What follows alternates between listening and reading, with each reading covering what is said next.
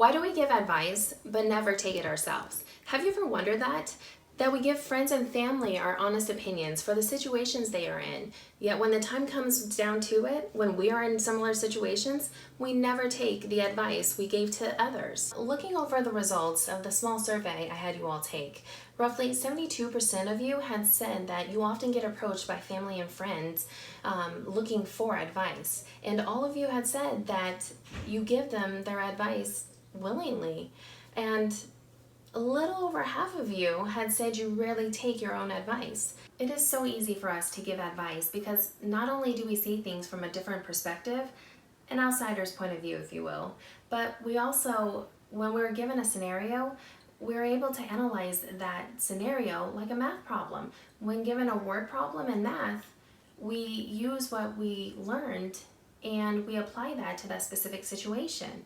When speaking out about this, it makes it sound oh so simple, yet we all know it is far from simple. Not to mention, we are emotionally invested and strongly attached to our own situations that we don't see things clearly.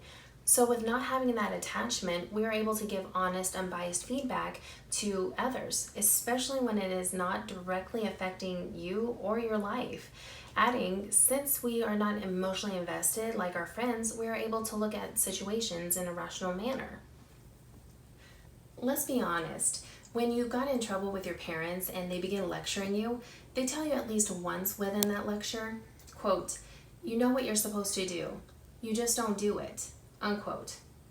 I know I'm not the only one that has been said to, but honestly, how true is that? It is exactly like that in this advice situation. We know what we're supposed to do, we just don't do it. To think about doing something versus physically doing it, it requires more work and energy to physically follow through with what we were giving other people within the advice situations. Today, I went over how we can be given a scenario, analyze the situation, and give our opinions on what should be done. Since we're so emotionally attached to our own relationships and our own situations versus other friends and families' situations, it makes it so much more difficult for us to be able to take our own advice. Lastly, I discussed how not having self-control plays a part in why we don't take our own advice. There are always going to be bumps along this always winding road we call life. Next time your friends and family approach you for advice, listen to the words you speak. Those words just might be the same words you're needing to hear for whatever reason or whatever is going on in your life. Thank you so much for your time. Take care.